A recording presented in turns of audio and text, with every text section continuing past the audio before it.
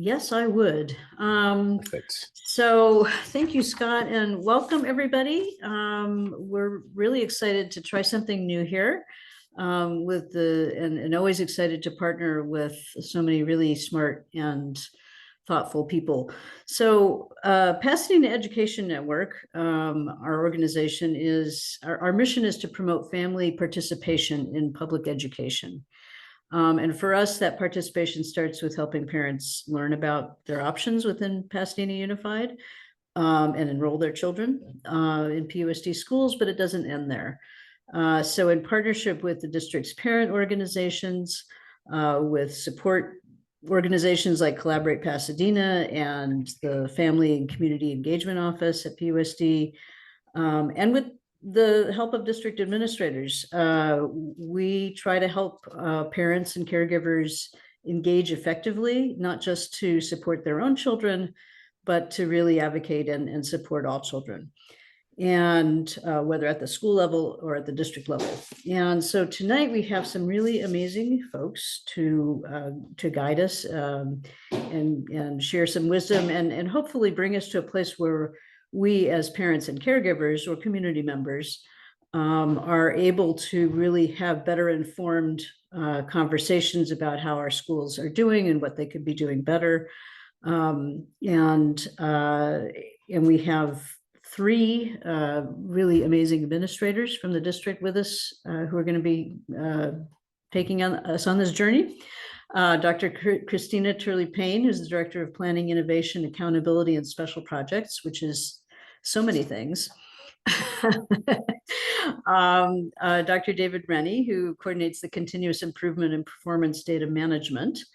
And Dr. Nadirah Nayo, who is the Director of Curriculum Instruction and Professional Development and Educational Technology. So there is a lot of really strong expertise in the house, which is great. And then on top of that, we have a couple of parents and caregivers who are going to be working with us. We have Lily Bartenstein, who is the chair of the Local Control and Accountability Plan, or LCAP Parent Advisory Committee, and also the Foster Youth Council. That hasn't gone away, right? You're still doing that too. Still happening. Yep. Still happening. But I have a co-chair who's actually also with us tonight now. So that's nice. That's even better. So, but somebody who really is very good at thinking about how to take complicated stuff and make it accessible for other parents and caregivers, which is amazing. And then we have our trustee-elect for District 4 for the PUSD School Board, Scott Harden, who has worn so many hats in the past several years. And I think I will, with that, turn it over to you, Scott, to take it from here. Thank you, Susan. Thanks, everybody. I know this is the first day back from our Thanksgiving week, so what better thing to do than dive into data. And I also want to give a special technical thanks to Jeff Albert from Collaborate Pasadena for setting us up for this event tonight. Thank you, Jeff, as usual. Wonderful organization that brings us all together in service of our public schools. So with that, the question is, why are we here? In short, to give us all parents, teachers, partners who are with us, the PUSD community, who are advocating for students, whether you're an accomplished advocate who's been in the district for a long time, or you're just starting out and you really want to look for that best informed way to access educational data so that you can have better conversations about how to improve school and district performance in our community. So really tonight, it's primarily a tour of some commonly used platforms. We're going to be looking at 5 or 4 key tools and then a few other available sources. The first is the California School Dashboard, and Dr. Turley-Payne will take us through that. DataQuest, which Dr. David Rennie will show that to us.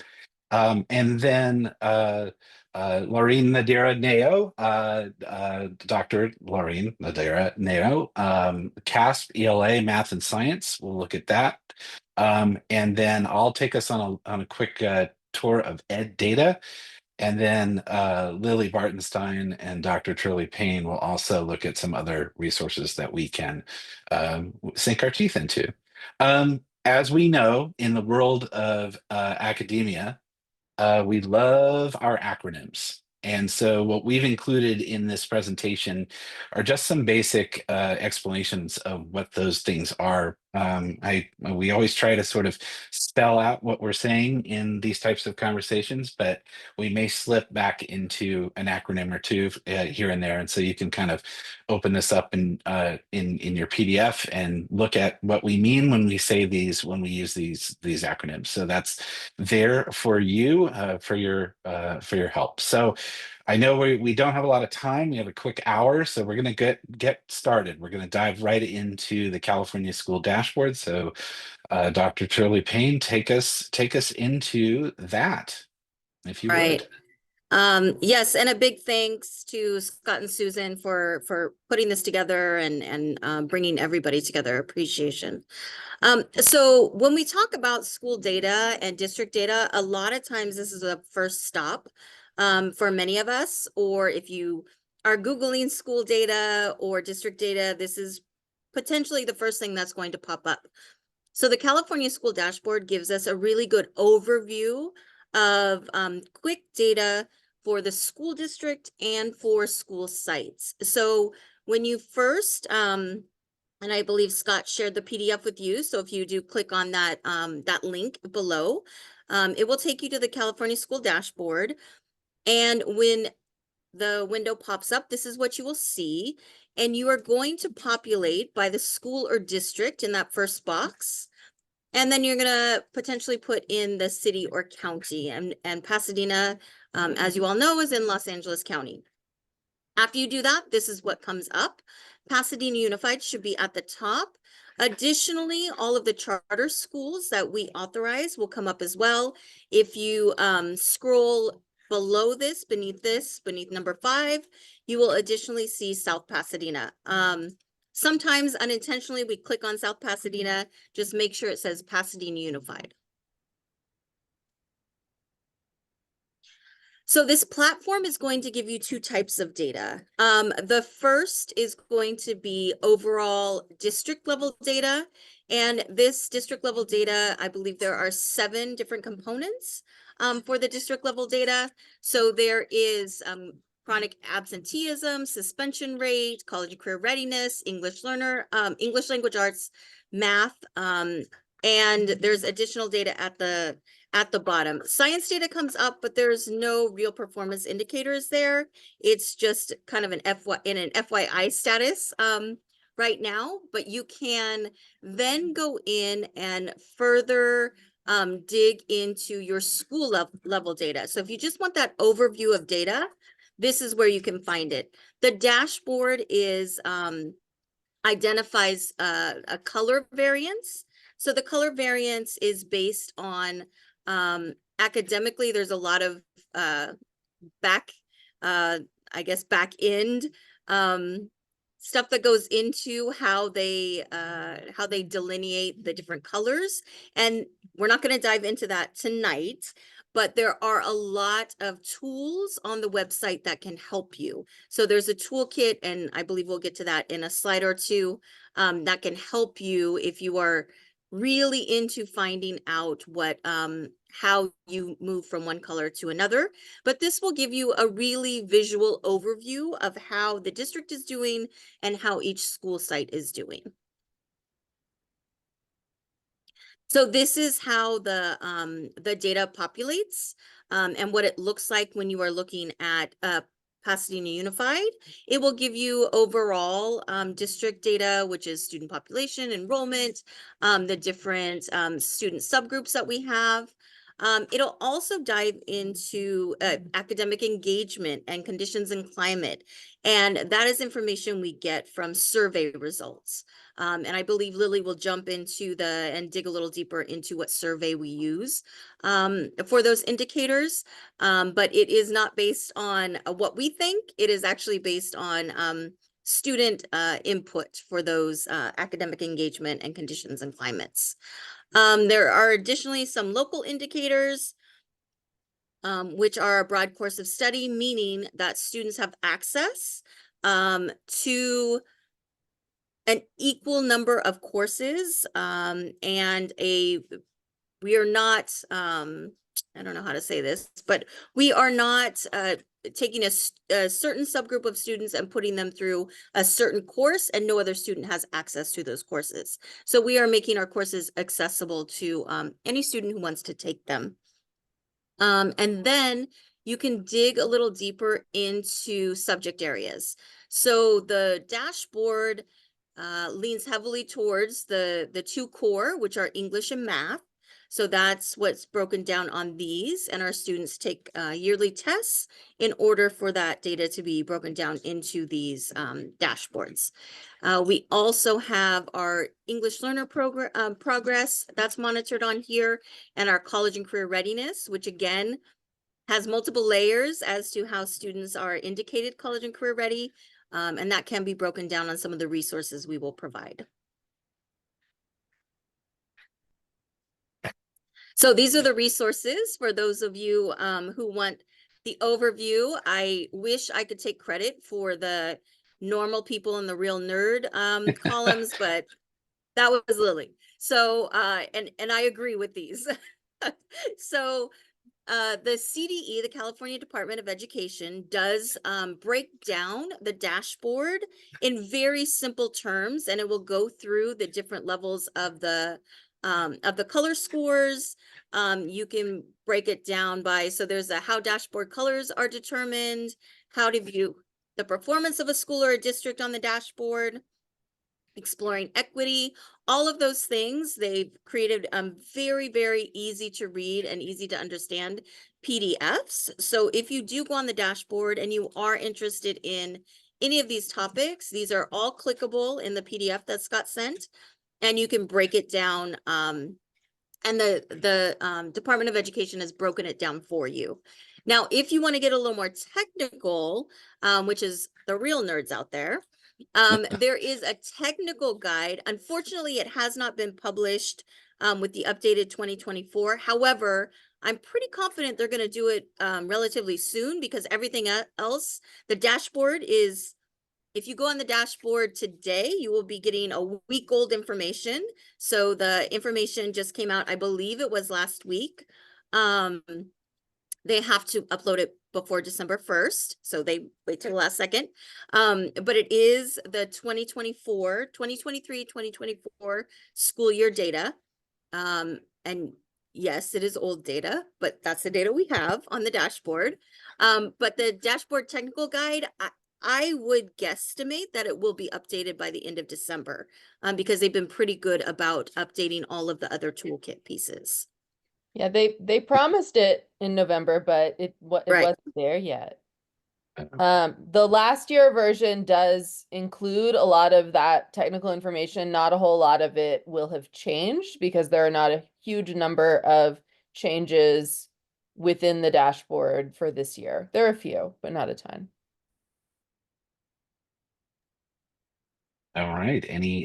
Are there any other tidbits of information about the California dashboard, Dr. Turley?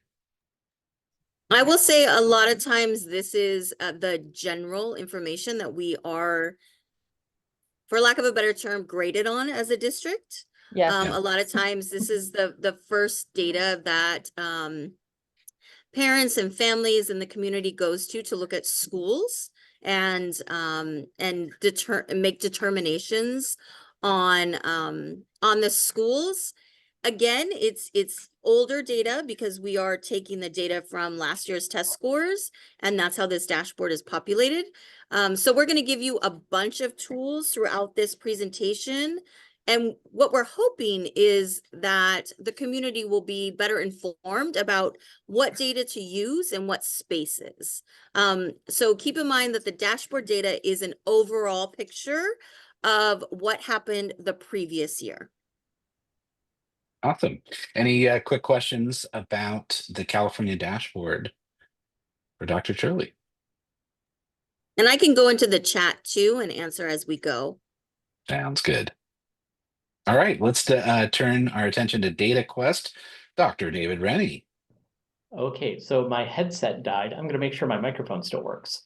You're good. Fantastic. All You right. did it. So to kind of give you an idea of what's the distinction here between DataQuest and the California School Dashboard. So the California School Dashboard is kind of like you're being served a plate and it's a complete meal with all the sides and all of the interpretation and seasoning done for you.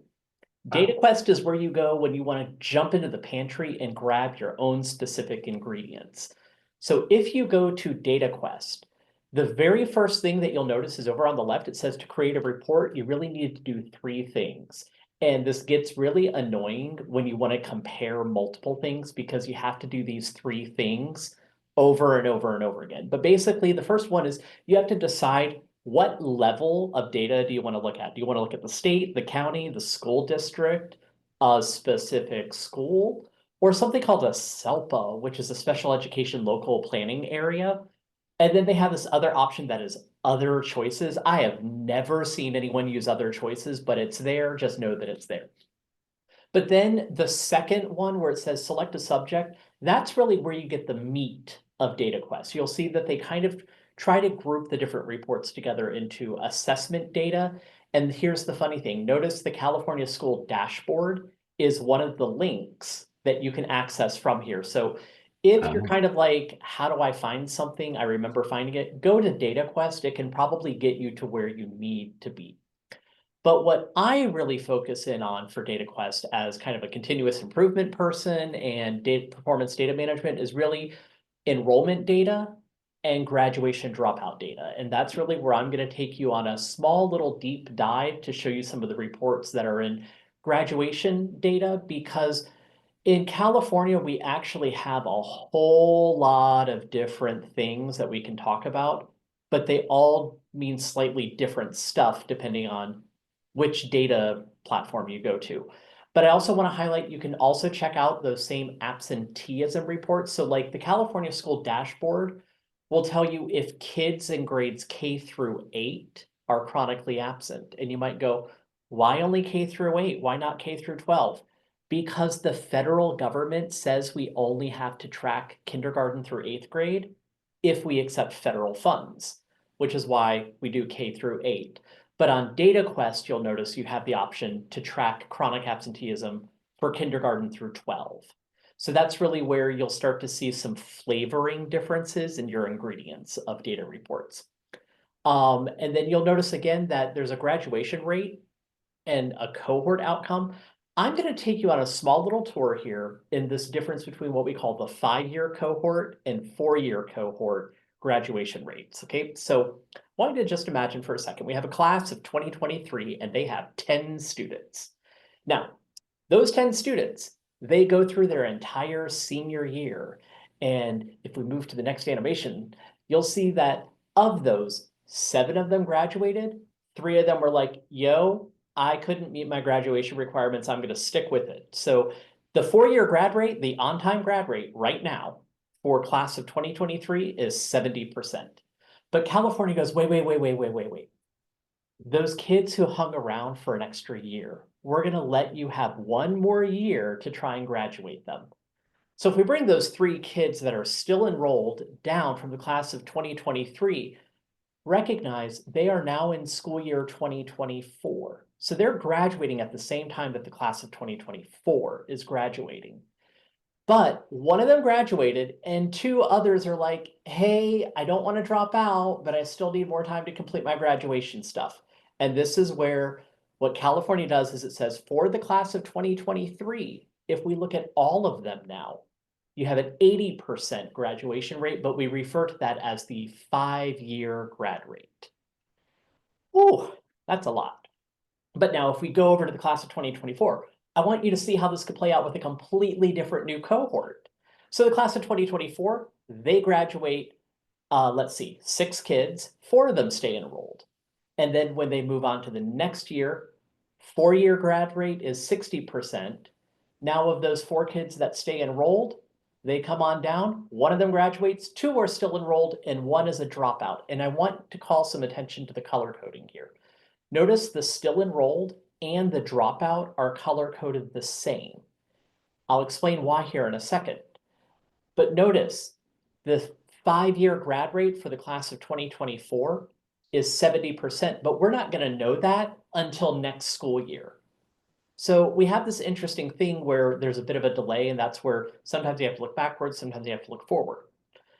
But the color coding here is important because really California tracks students for only 5 years. And after that 5th year, if they graduate during the 6th, 7th, 8th, 9th, 10th year, California doesn't care. California labels them as a non-completer and they move on. So when we're talking about dropouts versus non-completers, they're not exactly identical. And we really want to make sure that everybody has that in mind. And you might go, well, why bother having all of this then? Well, it's really for 3 reasons. These are answering 3 very different questions. So if we go to the next slide, you'll actually see the first part of this is that the 4-year cohort grad rate is really just asking the question, when kids come into high school in 9th grade, how many of them are graduating on time? You know, that's in 4 years. Think of the standard 4-year high school experience. But then the 5-year grad rate is really saying, hey, if we take account that some kids may need 1 extra year, what percentage of those expected students really are graduating in a quote unquote reasonable amount of time? On time plus 1 year. Now, you might go, okay, but then what about the California dashboard and their grad rate? Well, what the California dashboard is doing is it's saying for any kid who is eligible to graduate within a single school year, it doesn't matter if it's from the on-time graduation or the 5th year graduation. Just look at all of them. What percentage of those kids actually graduated that year? So as you're comparing these kind of graduation rates, be careful which data platform you go to because you want to make sure you're comparing apples to apples and that it's not just apples to apples, but it's Honeycrisp to Honeycrisp and Fuji to Fuji apples. Otherwise, you might get an unpleasant surprise when you start realizing, like, wait a minute, we had a 5-point spike and then a 15-point decline. What happened? It might be because you're comparing one grad rate from one data platform to a grad rate from a completely different data platform, and they're using slightly different groups of students. Now I'm getting hungry. Yeah, I mean, hey, I told you this was the pantry. This is where you can get all the stuff. And just for comparison purposes, this actually shows you the exact same reporting year across the California dashboard and DataQuest 4-year cohort and 5-year cohort. And you can see they all look very, very different, even though they're very similar. So yeah, they'll be roughly around the same number if we're sustaining the outcomes that we're always generating. And so that's one of the things that we always talk about with performance data is that it's one thing to see that you have 88.2% of a on-time graduation rate, but when you move to a 5-year cohort, you might see it drop slightly, but that's because you need to go actually back 1 year. So if you're looking at the 5-year cohort for the 23-24 group, you actually need to go and look at the 4-year cohort from the 22-23 school year, because those were the same students. And so that's where you're always thinking, looking backwards, then looking forward. Okay. And with that, I believe that wraps up just a very brief, very scant scratching of the surface that is DataQuest. Can I add a couple of places Please. things that DataQuest has? Absolutely. That I think are helpful for everyone to understand. So when you're on the dashboard, slides from before, there will be an additional reports button and it kind of links through to DataQuest. And those additional reports include colored 5x5 boxes that are fun to decode. And then the one that I use the most is the student group report, because all of the data in DataQuest well, not all the data in DataQuest, but the dashboard is aligned to our planning documents, to our LCAPs and our SIPSAs, and that student group report is a really quick overview so you can identify which student groups are in red because those are the ones you have to make sure you have a plan for. So that's a quick reference there. And then the other thing that is on DataQuest that you don't find on the dashboard that I find useful and interesting, and for our special education friends, I think will be interesting, is the special education enrollment by program type, which is how you can look at the least restrictive environment data. And so that also lives in DataQuest. If that's something that you're interested in, you can go click lots of buttons. And I think the other thing, just to understand about DataQuest is when you draw these reports, there are a bajillion little tabs and drop downs and all of that kind of thing where you can narrow in what you're interested in and run a report for each thing, and it will seem like nothing is happening, but actually it's spinning and loading and actually generating that report. It does not move as quickly as Amazon because there's nothing for you to buy. And board trustee Kenne says one reason the dashboard only has K8 chronic absenteeism is that California needed to choose an elementary indicator in their accountability system for the feds because we have graduation rate, which is only 9 through 12. So thank you, Kim. Any questions about data EdSource? Hold on, Warren has a question.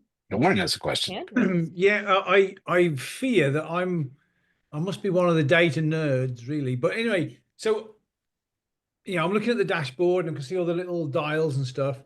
And if you're interested in how many kids are succeeding at math, or what's the average math score, for example, the average doesn't tell you much of the whole story. Is there any way to get some idea of the distribution of scores? If you can have two different distributions and give you the same average, and you can draw, if you know about the distribution, you draw very different conclusions to that. And I can answer that question here for Mr. Skidmore. And unfortunately, the answer is no. The closest thing you can get on the dashboard is average distance from, they used to call it average distance from MET. I believe they call it average distance from standard now, which is the cut score that the student needed to get to be on grade level proficient. And if you have a positive distance from MET, that means on average, students are scoring within that group of students above the cut score. Where if it's negative, it's below the cut score. And if it's 0, that means the average is right on the grade level cut score. And the reason they do that is because every grade span has a different cut score, but you can still measure the distance that a student is from that cut score and then average that across multiple groups. I also want to highlight that that is a really great question that in the technical guide, they will never directly answer. And I want to just go ahead and put it out there for all of the public, for people that don't know. I used to be the data facilitator for the district. There are a lot of times where you will have more questions than answers by the time you're done looking at data. And when you have those types of questions, feel free to reach out to Dr. Turley-Payne, Dr. Nadirah Nayo, Dr. David Rennie, and we will track down somebody who might be able to answer it, because I guarantee you, we don't know everything about all of it. Alrighty. And sorry, I meant DataQuest, not EdSource. Misspoke. And then let's see, the question is, isn't there a link on DataQuest to go to the CAASPP score results to get percentages at least each of the 4 SBAC levels? It is almost like Board Member Kenne is guiding us through our presentation, because that segues perfectly into Dr. Nayo's section. And with that, let's talk about CAASPP ELA Math and Science with Dr. Nayo. Thank you. Yes, I paid Trustee Kenne for that one. Yes, you did. I did. I just He's very good. there. Okay. Hi, good evening. So the CAASPP, which stands for the California Assessment of Student Progress in Performance and Progress. And what this does is it tells you how well our students are performing in math, ELA, science, as compared to the state standards, right? So this is a comparison of where, the standards say that students should be able to do this in math by this grade level. And it's comparing students' responses against that particular grade level in that way. And so it is kind of, this feeds into the dashboard that Dr. Turley-Payne was talking about. And it's essentially what they're looking at is somehow this is more of a tracking or a indicator, supposed to be an indicator of college and career readiness in some ways, because these are the things that they should know before going in. So when you come to the CAASPP website, and it's the CAASPP, if you look at the link is CAASPP.-LPAC, because there is the language proficiency also that you can delve into at the same time. What you would do is you have your English and language arts and math, and you have your alternative English language arts and math, language arts, literacy and math. And this is for students who are receiving specialized education services, who has been determined that they need an alternative assessment. So it's still assessing the ELA and the math, but at a different way and number of questions and things like that. Then you have the science and once again the alternate science. Okay, and you see over here it has the Spanish reading language arts, but that's kind of this optional thing that it's not for us necessarily as a district, but it's an optional assessment if somebody is seeking to see their reading and language arts skills in Spanish language. But what you would do is once you click on one of those, I would click on like the ELA and mathematics. Go to the next slide. And you would come to, the screen would give you kind of the default for all of California is what it would give you. What you want to put in there is Pasadena Unified, and you want the one that says County Los Angeles, okay? Not the district level. You'll get no data in there, and then you'll be wondering, hey, where's all the data? There's no data in there for us. We are the Pasadena Unified County of Los Angeles. And you can tell over here by our CDS code, it all ends in 0000000, all of that right there. So once you click into there, you get this page here. This is for PUSD, our most current ELA and mathematics scores, talking about the met or exceeded as far as proficiency is concerned. So at a district level about 45–46%, meeting ELA, 35% math as of the 23–24 school year. That was the latest ones here. And it gives you all of this. There, what you can do, if you look at the reporting options, you can click into there. You can go to different years. You can go to the grades. It's up at the, if you go to the very top, point to the top, the reporting options there. You have the years, you can go to different years and compare those. You have the grade levels, you have the student groups that you can do. So it gives you all of this, and all of this is the same for math, ELA, and then for science. Where he was pointing is, then you can look at the side and do comparisons. You can do comparisons to compare, to state, to us, changes over time, performance trends, so things like that. And so here what we're talking about this assessment that's given each year at the end of the year for our students.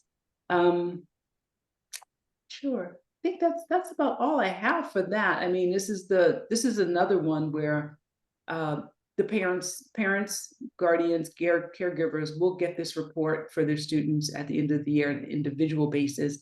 This would not allow you to go into individual students, of course. It will let you go into student groups and things like that. Okay. Let's see. Dr. Rennie says, when you change years or student groups, don't forget to click the apply selections to the right.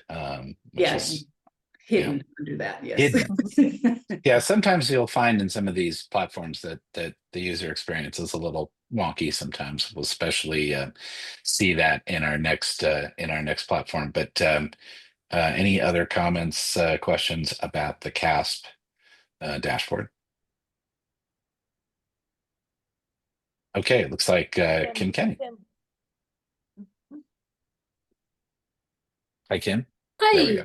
So I just wanted to say that you can then go in. I don't know if you can see it on that screen. Sorry, that you can see the details.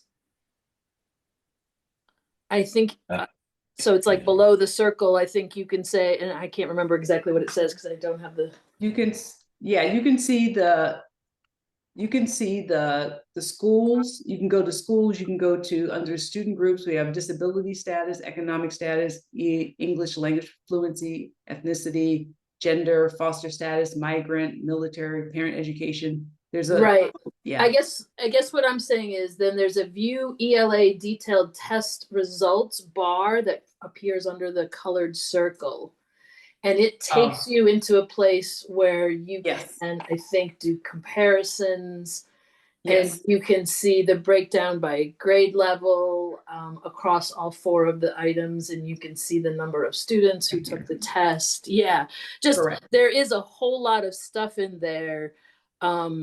And one of the things we often people want to understand better is not just test scores perhaps by socioeconomics or test scores by ethnicity, but a combination of, for Hispanic students, how are Hispanics who have low socioeconomics versus students who are not low socioeconomics, but within Hispanics, all of that is there in those pull downs in terms of the, sorry, what's it call it? Student groups. Student groups. And so there's a whole lot, in other words, you know, besides special ed, not special ed, foster, not foster, ethnicity, et cetera, there is that one combination between ethnicity and socioeconomic status that is not as easily found in other places. Okay. Thank you. Any other comments, questions? All right, let me move us back to, okay, so the next tool that I'm going to talk about a little bit, and it was sort of misbehaving for me earlier, so it may not get me to where I need to go, but ed-data.org, and ed-data essentially is it's a partnership a site of the California Department of Education, EdSource, which I mentioned mistakenly earlier, and what's called the FCMAT/CSIS, which means the Fiscal Crisis and Management Assistance Team, California School Information Services. It's a mouthful, but it's really a way to sort of give the public quick access over time to sort of compare and contrast school sites, districts against districts, to give kind of a comprehensive data source about K-12 education in California. There's some caveats to it. It is not run by any official government entity. It does the results that you will see on the site does include charters in the data results. And so it's sort of the kind of way to look at it is there could be some information. It's a lot of the financial information that you'll see in the platform is generated from unaudited fiscal resources. So some of the fiscal information may be slightly inaccurate as it's been, amended or audited by the district. And so these screens are basically showing you, and I'll switch to the actual platform, but it's basically showing you a way to look at student demographics over multiple years, either by the district at large or by school sites, many different criteria.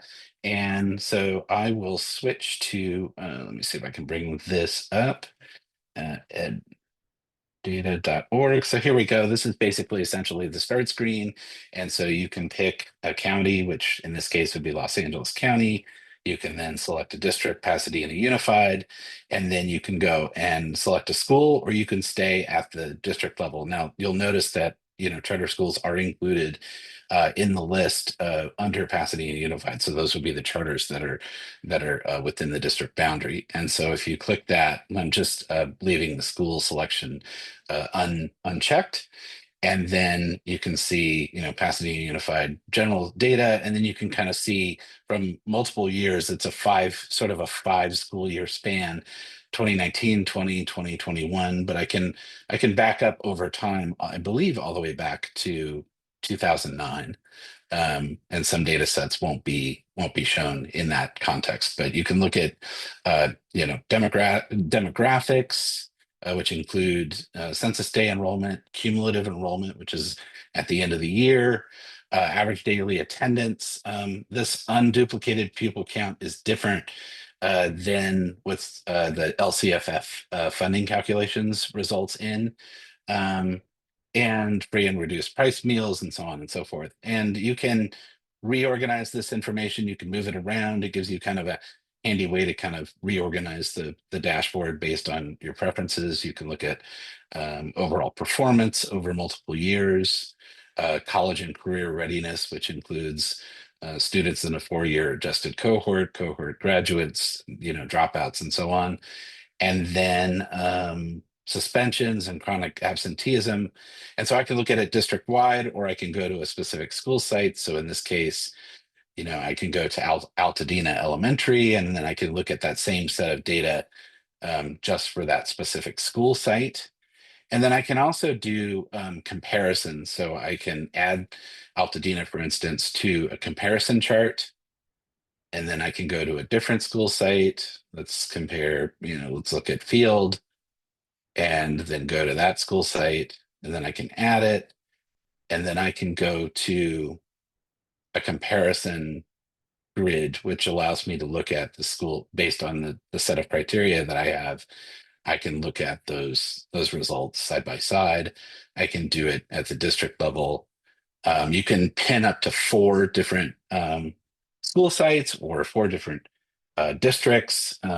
So those are some options that I can do.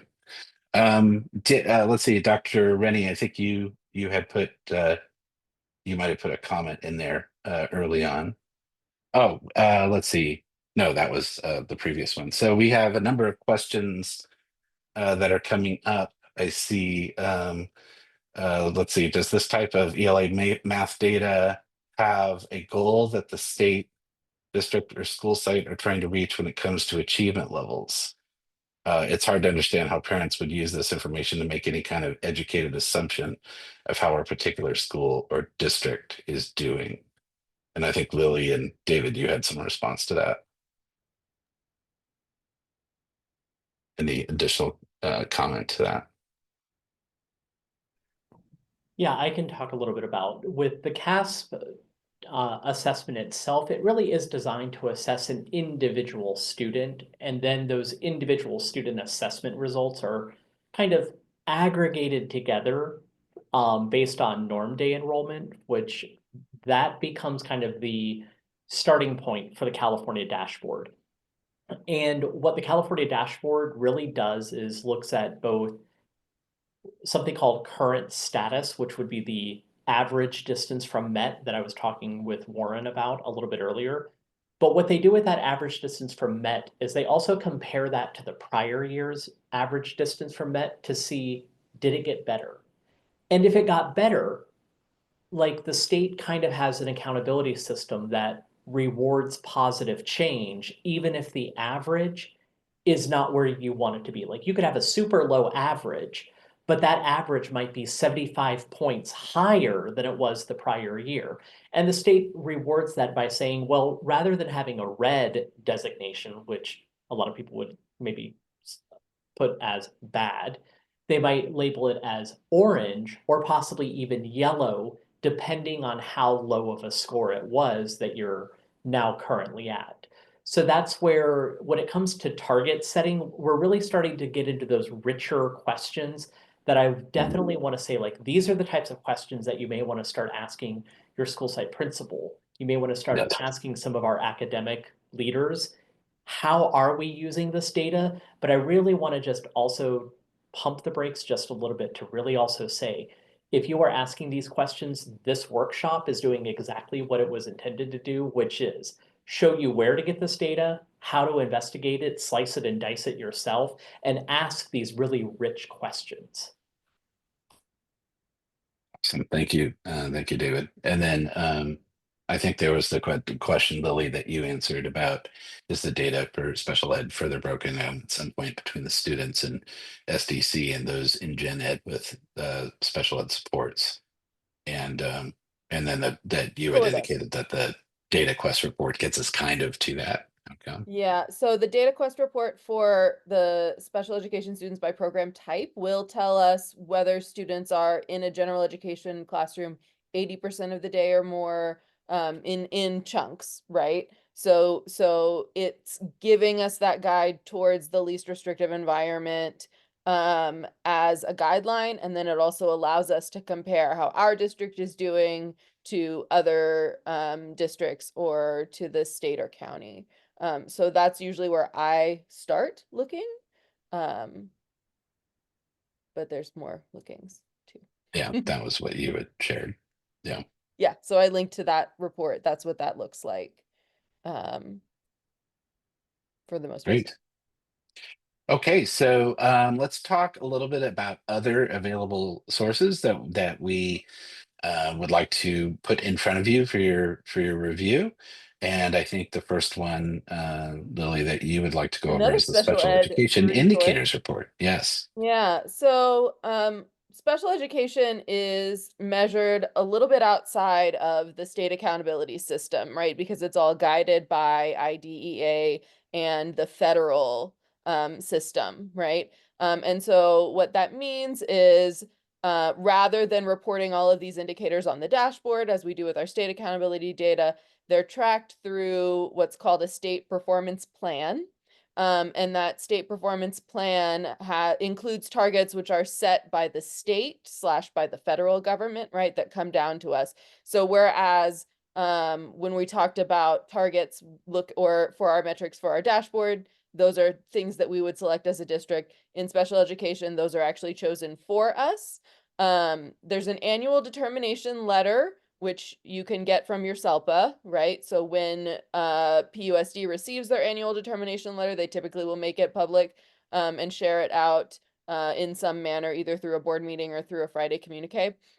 Then the other one is the Special Education Indicators Report, and I think these are usually posted in May-ish.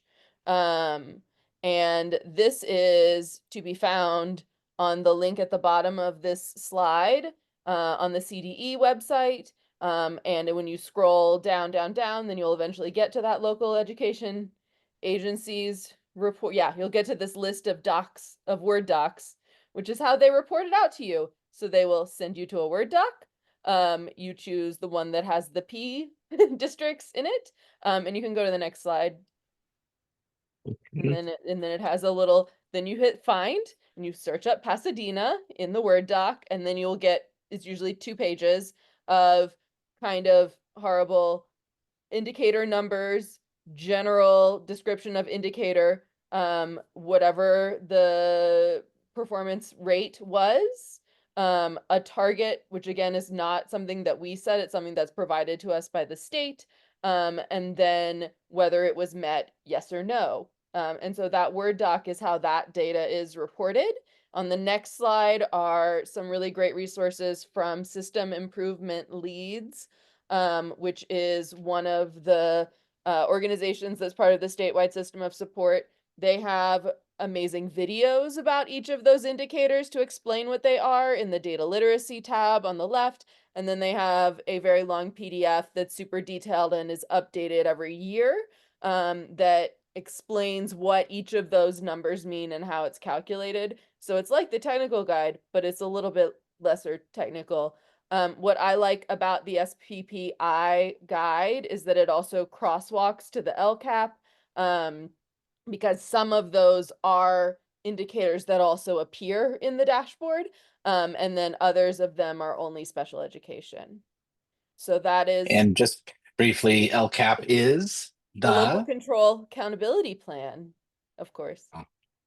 Which you are the chair. So we'll talk about that in a little bit, how you can get involved with that. Okay, next. Part. I'm only the chair of the parent part. The parent part, thank you. All right, let's talk about the SARC. And Dr. Turley, would you like to cover that? Sure. So the School Accountability Report Card, it's so school-based, is again an overview of a school site. And I do want to give you a caveat with this data. A large portion of this data piece is something that you won't get anywhere else in any other state or federal reporting system. It is the facilities piece. So the facilities piece, keep in mind that that facilities report can be legally, it can be up to 2 years old. So, so keep that in mind when you are looking at the, PUSD, our facilities are beautiful and they're historical, but we know what they are, right? They're older. We have to deal with what comes with older buildings. But you can find the facilities reports in this school accountability report card. There are a lot of general demographic information. Again, we put the school safety and climate survey results up here. There's a general overview of academic data, completion rates, graduation rates, class sizes. The teacher to student ratio is found on here. The counselor to student ratio is found on here. There's a description of the curriculum that we use for our students. There's college and career readiness indicators. There's fiscal and expenditure data that's on here. So this really is a go-to spot for an overview of everything. Now you can't get in depth here. It's not like you can click on one of these indicators and it will take you to further information where it disaggregates anything. It really is an overview, just like it says a report card. So when you get your student's report card, it's sent home, you just see the A, B, C, D, but you don't know why. You don't know why your student got that C. Like, was there additional work that they could have done? So this will not give you any additional information other than what it is on the surface. What you see at face value is all you're going to get with the school accountability report cards. And these report cards are updated annually, and they are new based on the new school year information. They're updated in February. So you can go to every single school. We'll have either a link to the SARC, which is on the California Department of Education dashboard. I'm trying to not say acronyms, and it's amazing how long things are. Dark. So No, you can't help yourself. Yeah. You've So been you can go trained. to the CDE website. And so every school on their website, it will either link to the dashboard from the California Department of Education, and you can type in the school, the district, and it will pop up. Or they will have, there is a little button where you can print or download the PDF, or that will be published on the school website. So every school site that you're interested in will have one of these published in some form or the other. And there is a link to the guide to the SARC. Again, keep in mind, some of that data may be old data, but it does give a pretty good overview, especially if you look year over year, of where the school lands in general on average. Awesome. California Healthy Kids Survey. So this is another piece of the picture, right? It is a school climate survey report. We call it, it's the Healthy Kids Survey, we call it CHKS. But it's on a website that is called Cal Schools, California School Climate, Health, and Learning Surveys, alongside its friends, which are parent surveys and staff surveys. And this allows you to look really at the specific questions that are utilized on those surveys, one at a time, basically. So it'll tell you, how are students feel it, like, do students have an adult that they feel like they can go to at the school? You can see what their survey responses were. You can find all of that stuff through the janky interface over there. Some of these may be connected to our goals and our LCAP, but we also use a different platform called Panorama, which does not produce a publicly available portal in the same way that you can kind of pick apart and look and dig into on your own. So you'll see when you look at the LCAP, some of those indicators are going to actually say Panorama, and then it'll tell you what information we're looking at as part of our school climate information. They have a little video tour where they click buttons and you can follow along. But yeah, it's not one I use a whole lot, but it does sort of help us fill out that picture, in addition to sort of academic progress data, also some of that more qualitative information that we might be interested in. And there's a handy video tour as Yeah, well. video tour. Okay, we have More resources. Lily, tell us More what we stuff. have for our contestants. Over here yeah. on the left is the link to Dr. Rennie's corner of the PUSD website, where there are many reports that he has made.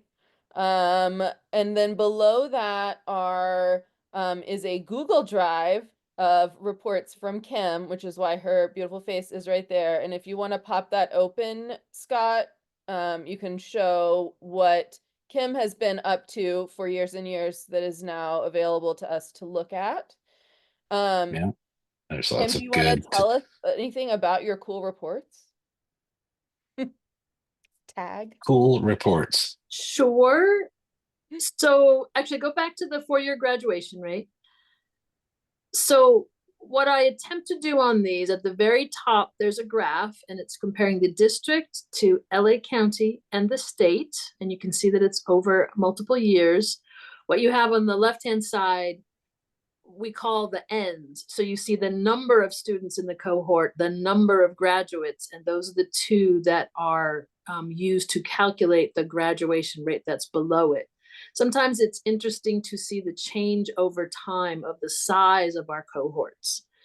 Then there's typically a section, well, certainly for these graduation dropout related graphs, there's a section on schools, because there's a small enough number of schools that it can fit on one graph without getting too crazy. And so for just high school things, the schools will be next. And then if you scroll down to the next page, there's 2 more graphs, one for different ethnicities and one for different student programs, such as socioeconomically disadvantaged, English learners, special education.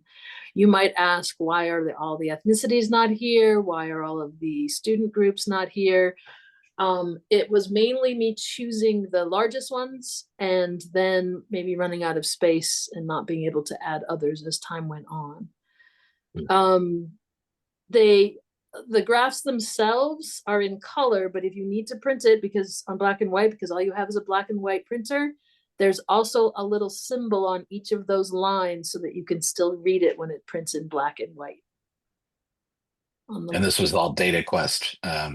This is all DataQuest, DataQuest, so it tells you at the bottom the source, when it was printed. There's some information at the bottom about what this measure is. And excellent. You may see, let's look at chronic absenteeism. Is that one? Yeah, right here. Where, no, well, you'll see some funny things here because of the pandemic. When you look at the suspension graph, you'll see that there are actually 2 years that don't appear at all, because the data was so funky looking that it made the graph really hard to read. So here's the suspension. These are all data that became available in the fall of 2024, but it's reflecting last year, 23, 24, and prior. So the data that just came out a couple weeks ago on DataQuest, that's the suspension, the chronic absenteeism, all of the graduation, dropout, A through G.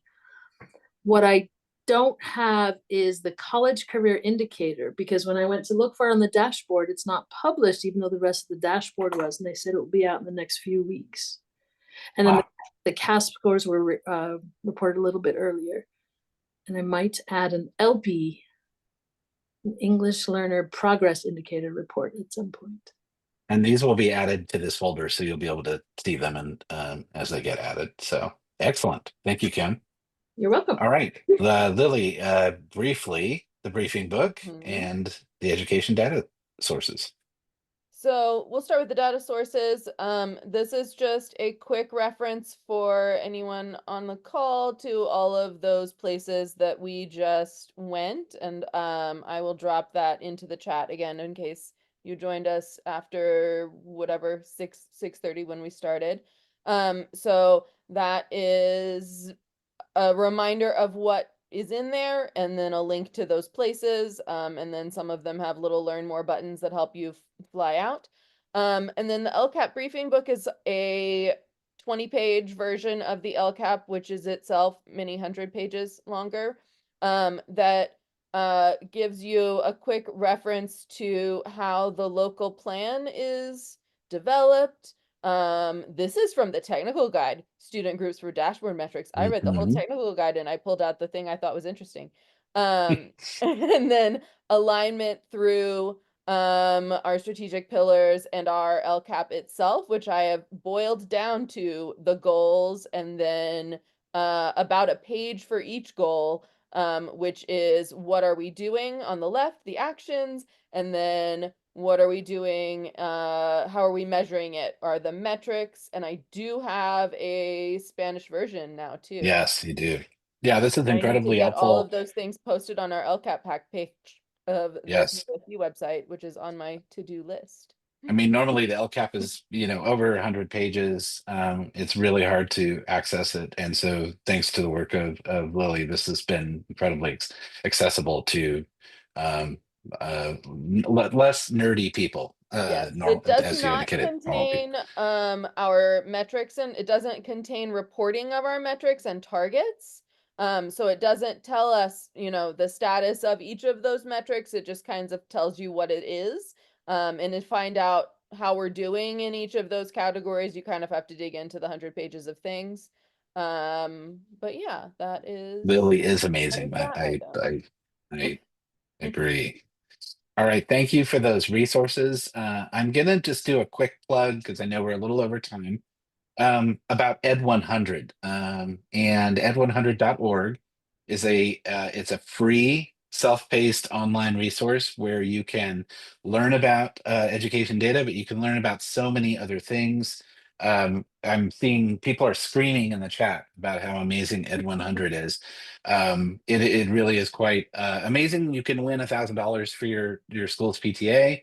I have a long history in PTA, and we've seen many schools in the district win this award. And you take these lessons. Each lesson's about 5 minutes. They're in English and Spanish. By the time you've gone through all the lessons, you are an expert in public education. You may not be an expert, but you'll be able to have quality conversations about education, and that's what really makes for an engaged community, is that we know how education is today, so we can talk about making it even better tomorrow. So check out Ed 100. And then Lily, a plug for the LCAP Parent Advisory Committee. So the LCAP PAC, the Local Control Accountability Plan Parent Advisory Committee, is our parent organization that supports the development of the LCAP. We review these datas we've been talking about. We'll be talking about them in January at our next meeting. And then we also provide comments and feedback on the draft as it's developed. And this is, again, a district level plan. So we're really looking at that big picture in a more long-term way. We would love to have more folks engage with us. One of the ways is to join our SMORE mailing list, and I don't have an easy button for you to join it, but I will drop in the chat the recap SMORE from November, and you can scroll all the way down to the bottom and hit subscribe and put your email address in. And then you will receive our SMORE updates. And then you're welcome to any of our upcoming PAC meetings. We would love to have you. And then we'll also be working with the district to produce an LCAP town hall, which will be a more fun in-person event in February, where we'll all talk about all of our goals and actions and what's going on, and dig deeper into that plan.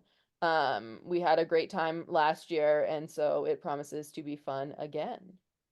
I did want to give a brief moment for Dr. Turley to plug the district advisory committee. We are rebooting that. And so that's coming along. And so I don't know if there's a few words you want to say about that as well. Yes, absolutely. So Lily just said that the LCAP pack is, that parent group dives deeper into the district overview of the data and what that means and the long-term goals. If you're more interested in school level data and what your student's school is doing and how they're meeting their goals, how they're setting their goals, how they're reviewing their goals, each school site has a team that meets. Why am I completely at a loss The for? school site School council. site Oh my gosh, council. the school site councils. They make Okay. I was thinking SIPSAs. It's too many I was thinking acronyms. You can't take it SIPSA. I anymore. was thinking SIPSA, and I was like, nope, that's not the acronym. No, That's a different acronym. there's an yes. S in it. I mean, So and the they, school site council actually informs the school site plan, where they look at this data and they set goals based on everything that we've reviewed and more. So that is a really good way to connect very, very locally with the data. And they do go through more localized data. So like reading scores from that school site, math scores from the school site, and they're more in time results, meaning you're not looking at last year's data to make informed decisions. You are constantly looking at new data from the school site. So we do hold a district level team meeting monthly. It's called the DAC, the District Advisory Committee, where we are looking at the role of the school site council, some of the data pieces and components you can look at, and kind of the reviewing of the school plans. So if you're interested in that, I'm going to put my email in the chat. Please email me and I will send you direct invites for those. perfect. Thank you so much, Dr. Turley. And last but not least, the Pasadena Education Network would like to leave us with a few parting words. Yeah, so I first of all, I'm going to drop a link to a participant survey in the chat. You can also use the QR code here on the slide. But we really are very interested to learn how you hope to use what you learned this evening, and what additional types of training or workshops we might offer to help you put what you learned tonight into use. And so that may be, that could be anything from more in-depth technical guidance about how to use the data resources, but it could also be, just getting a better understanding of how programmatic kinds of decisions are made and implemented at the district level.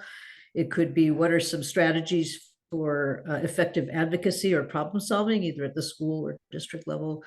It could be specific to a particular student group. Perhaps, if you're involved with the CAC and you want to really think about what your advocacy goals are and how to approach it. So how are you going to plug in what you're accessing through this amazing workshop about finding data into the next sort of level of what do you do with it now that you know something? How do you use that knowledge effectively? So please take the program participant evaluation or survey. It's not real long, but we really appreciate any feedback that you have on that.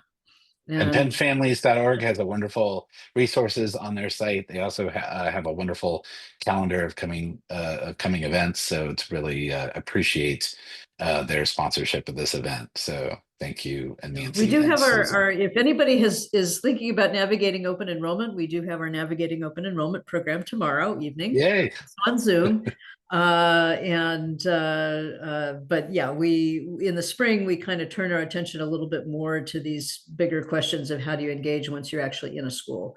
And so any feedback we get from you, either individually or as if you're part of a group like the CAC or AAPC or Foster Youth Council, the special ed or any English learner group, if there's anything we can do to sort of help you make use of what you learned tonight, we'd love your feedback, and feel free to reach out to us at any time at penfamilies.org. Well, I want to thank everyone for giving us their valuable time tonight. I know it's the first day back from the break, but I really, I've learned a lot in this session, and I hope you have too. And I also just want to thank our wonderful partners in this event, from Pasadena Education Network to CAASPP Pasadena, and also just our wonderful staff that came together tonight and donated their time to help us understand these important platforms. So we'll use the content from the registration. We'll email you the recording of the event as well as the resources that we went over with tonight. And we'll hang out for a few minutes in case there's any last minute burning questions, but otherwise we will see you when we see you. And we appreciate your time and energy tonight. Thanks so much.